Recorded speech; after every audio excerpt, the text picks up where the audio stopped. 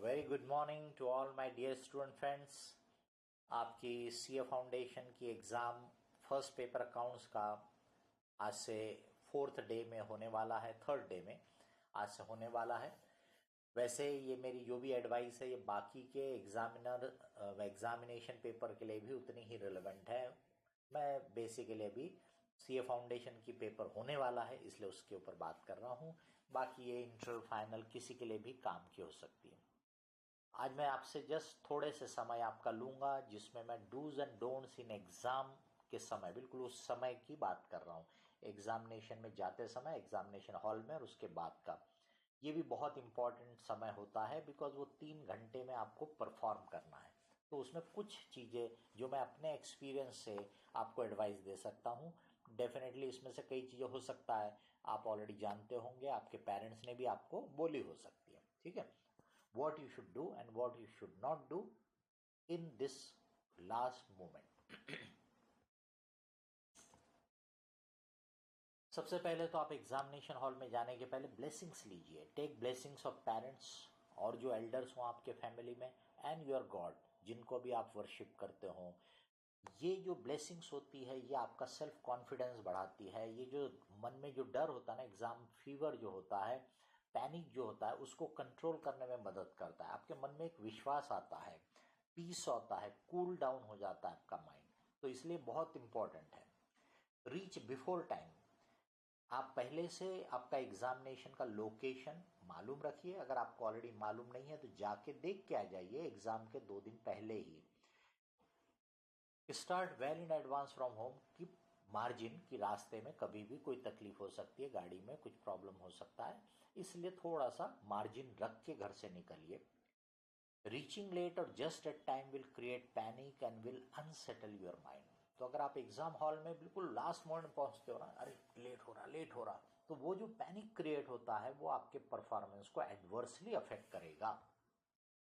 क्या लेके जाना है अपने को एग्जामिनेशन हॉल में? तो पेन, पेंसिल, एक्स्ट्रा पेन रखिए जिनसे आप लिखते होंगे, कभी टाइम पे कोई एक पेन गड़बड़ हो जाए। इरेजर, कहीं पेंसिल से कुछ मार्किंग करते हो, लिखते हो जो टू द एक्सटेंट अलाउड है, उसके लिए इरेजर। कैलकुलेटर, जो भी कैलकुलेटर आप रेगुलरली यूज करते थे वही रखिए। एग्जामिनेशन के लिए कोई नया कैलकुलेटर मत लीजिए, जो यूज करते थे वही यूज करिए। एग्जाम का आपका जो कार्ड होगा, एडमिशन कार्ड, आई कार्ड, वो रखिए। डोंट यूज हाइलाइटर्स और colourful pens other than what is permitted because there are restriction कि आप ऐसे हाइलाइटर या डिफरेंट कलर्स यूज नहीं कर सकते। तो don't do that. Exam paper के 1-2 इंस्ट्रक्शंस मैं आपके लिए थोड़ा सा बता दूं। एक तो अगर आपने इंग्लिश मीडियम चूज किया है तो आपको पेपर इंग्लिश में ही लिखना है, हिंदी में कुछ मत लिखिए उसमें।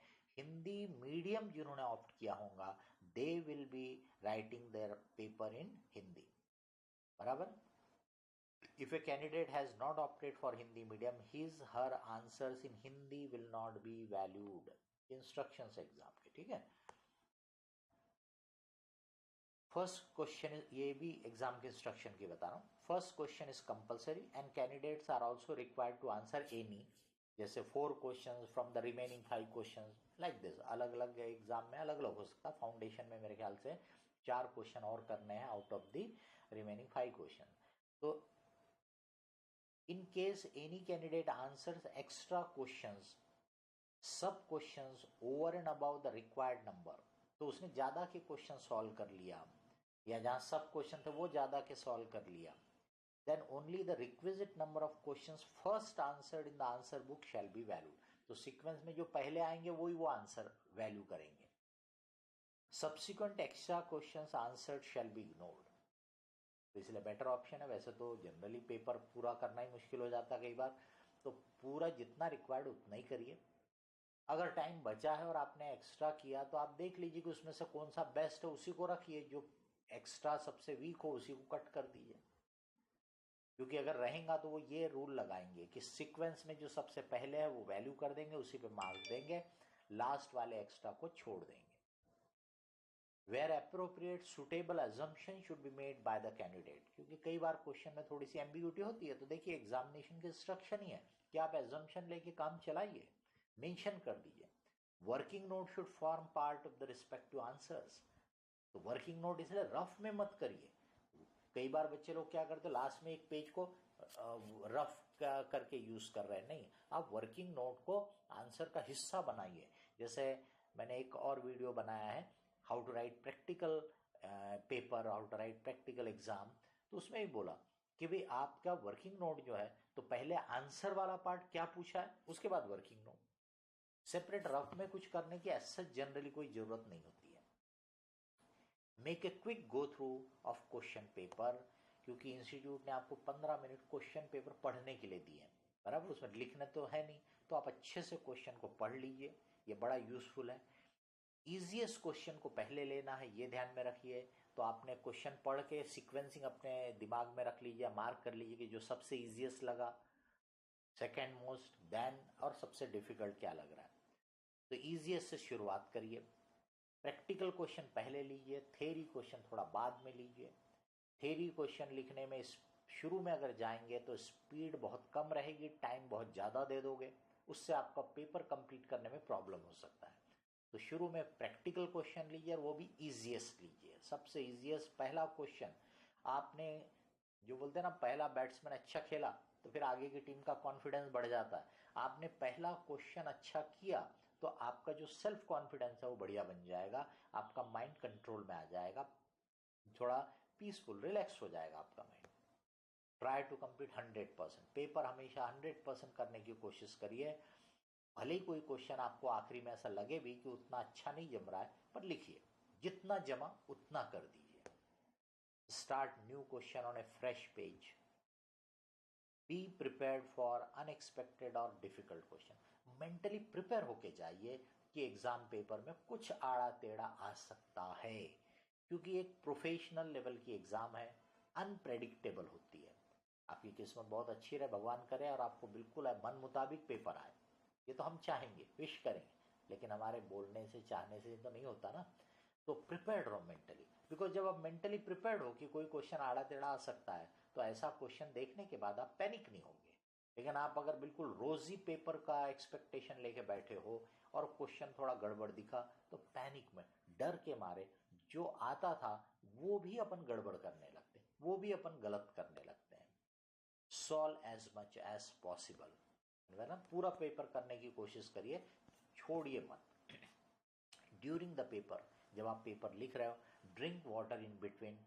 अपनी खुद की वाटर बॉटल लेके जाइए। हम लोग तो जब जाते थे वहीं जो पानी आता था ना, और वो भी गर्मियों में पेपर होते थे जब, तो नागपुर की गर्मी तो आपको पता है, तो हम तो बस वहीं वो जो पानी लेके आता था, बस उसी से फटाफट पानी पीने का। लेकिन आज के समय में ठीक है, अब ये बीमारियों का भी दौर है, तो इसलिए अपनी वाटर बॉटल लेके जाइए और बीच बीच में थोड़ा थोड़ा पानी पीजिए, इससे एनर्जी लेवल भी आपका बना रहेगा। ठीक है। बी कंफर्टेबल, टेंशन लीजिए मत किसी भी तरीके का, बिल्कुल शांत मन से रहिए। अपने भगवान पे विश्वास करिए, अपने पेरेंट्स की ब्लेसिंग्स पे विश्वास करिए, और अपनी मेहनत पे विश्वास करिए कि जो भी होगा बेस्ट होगा। सो कूल रखिए, don't create tension. On completion, कि आपका पेपर कंप्लीट हो गया, लिखना पूरा हो गया। Check that you solve everything what you know. Write question numbers you solve on the space provided in first page. Generally first page में ना डब्बे बने होते हैं कि पहला क्वेश्चन, दूसरा, तीसरा, चौथा, ऐसा, उसमें आप टिक लगाने का रहता है कि यस आपने ये अटेम्प्ट किया है, यस आपने अटेम्प्ट किया है, वो कर दीजिए बराबर। Right number of supplements use. अगर आपने मेन आंसर शीट के साथ 2 3 प्रैक्टिकल सब्जेक्ट में जनरली लग जाती है, तो सप्लीमेंट यूज किए होंगे तो उसमें लिखने का स्पेस रहता है कि मेन आंसर प्लस कितनी सप्लीमेंट्स है। Tag main answer sheet and supplements properly, उनको प्रॉपरली बांध दीजिए। लास्ट घंटी बजने तक इंतजार मत करिए। हम तो कोशिश करते थे कि भाई पेपर लिखना चालू भी है, लेकिन लग रहा है कि अब 10 मिनट बाकी है, 15 मिनट बाकी है, तो हम उसको बांध देते थे कि अब मालूम है और तो आंसर सप्लीमेंट लेना नहीं है, तो हम उसको बांध देते थे, ताकि जब हम लिख रहे हैं तो लास्ट मोमेंट तक फिर लिख सकते हैं। तो इसलिए वो आंसर टैग जो है, आंसर शीट और सप्लीमेंट प्रॉपरली टैग थोड़ा पहले ही कर लीजिए।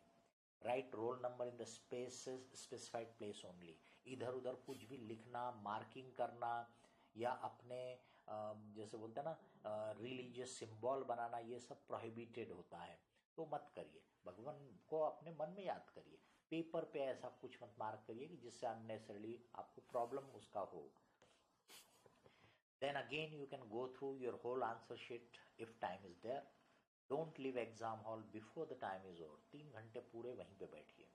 क्या होता है, आपका 15-20 मिनट बच गया और आप निकल गए, उसकी बजाय अगर आप आंसर शीट पलटा के देखोगे, कहीं ध्यान आ जाता है यार ये मैंने कुछ छोड़ दिया था, लिख दो, गलत हो गया था सुधार दो। कहीं कभी होता है कि आपने कोई चीज सब क्वेश्चन में कुछ जगह छोड़ दी थी क्योंकि आपको उस समय लगा कि यार सोचना पड़ेगा, आपने लिखा ही नहीं था, अब बात भूल गए कि ये तो सब क्वेश्चन पूरा ही नहीं किया था आपने। तो जब आप आंसर शीट पलटाओगे तो ध्यान आ जाएगा, तो आप उसका टाइम का यूटिलाइजेशन कर लोगे। सो पूरा टाइम वहीं पर बराबर निकालिए, 3 घंटे फुल। आफ्टर द पेपर हो गया, don't discuss the paper with any one, what ever is return is now beyond your control. अब तो गया, एग्जामिनर के हाथ में, वैल्यूअर के हाथ में चला गया वो, तो आप उस पर बेफिक्र अब डिस्कशन मत करिए। कई फ्रेंड्स लोगों को आदत होती है, कैसा हुआ, ये क्वेश्चन का आंसर कितना है, वो क्वेश्चन का, no, don't talk at all, neither ask anybody nor answer anybody's question. सुनो भी मत, अच्छा हुआ ये बोलो और आगे बढ़ो। Similarly don't search solutions on internet. कई बार कई लोग एंथुजियास्ट होते हैं, उनकी अपनी सोच होगी, वो इमीडिएटली पहला पेपर हुआ उन्होंने सॉल्यूशन बनाकर नेट में अपलोड कर दिया। स्टूडेंट एक क्यूरोसिटी होती है, सर्च करने लगता है, मत करिए, बिल्कुल मत करिए, क्योंकि उसमें कुछ भी मिसमैच हुआ, आपने जो किया और उन्होंने जो किया, तो आप पैनिक क्रिएट करोगे, डरोगे, आगे का पेपर खराब करोगे। बजाय उसके आप बिल्कुल भी मत देखिए ऐसी चीजें। This all you can do after all the papers are over. पूरी एग्जाम खत्म हो जाए दो, एक पेपर नहीं, पूरी एग्जाम हो जाए दो, फिर ये करो आप, go to home, have some food, relax for a while and then plan for next paper. आप लोग तो लकी हो, आजकल एक दिन का एग्जाम में गैप देती है इंस्टीट्यूट, हमारे समय में नहीं होता था। हमारे समय तो लाइन से पेपर होता, आज पेपर खत्म, आज दे के आए, कल फिर से पेपर है, परसों फिर से पेपर है, एक्सेप्ट वो संडे वनडे की छुट्टी कभी मिल जाती थी, नहीं तो नहीं होता था। बट आप देखिए इंस्टीट्यूट ने कितनी चीजें सोची कि भाई बच्चों के दिमाग पे बहुत प्रेशर हो जाता उससे, इसलिए उन्होंने एक एक दिन का गैप देना शुरू किया। तो इसलिए अपना पहला पेपर हो गया, घर पे आइए, अपना जो भी पहले पेपर का बुक वुक था उसको एक प्रॉपर प्लेस पे रख दीजिए, और दूसरे जो सब्जेक्ट है जिसका नेक्स्ट पेपर होने वाला है उसका जो भी आपका स्टडी का मटेरियल वगैरह है वो सब निकाल के अपने स्टडी के प्लेस पे, टेबल पे रख दीजिए।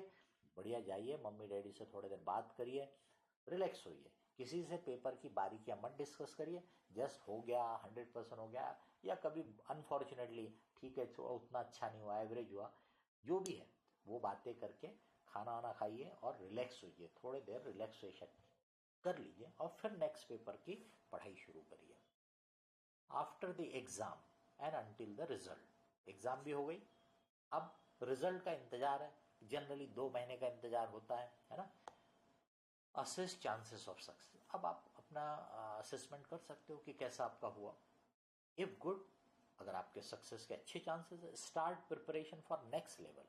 लाइक जो फाउंडेशन अपीयर्ड स्टूडेंट रहेंगे should start for some subject of intermediate, like accounts पढ़ना शुरू कर दीजिए, वो तो है आगे तक पढ़ना है, कोर सब्जेक्ट है बराबर। If chances are not good, start revision of the same subject again, especially those in which you are weak। तो अच्छे चांस लग रहे हैं तो अगले लेवल की पढ़ाई कर दी। और देखिए भगवान ना करे बट अगले लेवल की पढ़ाई करने के बाद रिजल्ट एडवर्स आया, कोई नुकसान नहीं होता है, पढ़ाई आपने की वो आपको काम ही देती है। खास करके अगर जैसे अकाउंट जैसा सब्जेक्ट आपने इंटरमीडिएट का पढ़ा और भगवान ना करे बट रिजल्ट एडवर्स आया, तो फाउंडेशन का अकाउंट और अच्छा ही हो जाएगा ना। तो इसलिए ये 2 में से एक, लेकिन आपको अगर ऐसा लग रहा है कि नहीं उतना अच्छा नहीं हुआ है, तो आप उन्हीं सब्जेक्ट की रिवीजन करिए, जैसे मैथ्स अच्छा कर लीजिए, स्टैट्स कर लीजिए, अकाउंट्स कर लीजिए, इंग्लिश को अच्छा बना लीजिए, ये सब आपको आगे काम में आएंगे।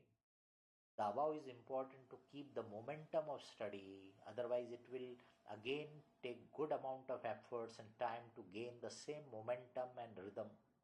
तो पढ़ाई का एक मोमेंटम बन जाता है जब आप एग्जाम के हिसाब से पढ़ते रहते हो, तो वो मोमेंटम को डाउन मत होने दीजिए, ये हमारी एडवाइस है। ऑफ कोर्स एग्जाम के समय तक आपने इतनी मेहनत की है तो आपको लगे तो कुछ दिन का गैप जरूर ले सकते हैं आप, हफ्ते भर एंजॉयमेंट के हिसाब से आपको कहीं पिकनिक अगर पॉसिबल हो तो, या पेरेंट्स के साथ कुछ आउटिंग हो, या फिर कोई गेम खेलते हो, स्पोर्ट्स खेलते हो, म्यूजिक लवर हो, जो कुछ हो, कुछ दिन के लिए अगर आप चाहते हो बिल्कुल करिए, बल्कि मैं तो बोलूँगा करिए, जरूर करिए। उससे आप री एनर्जाइज हो जाएंगे और फिर अपनी ये जो मैंने एडवाइस दिया इस पे आप काम करिए।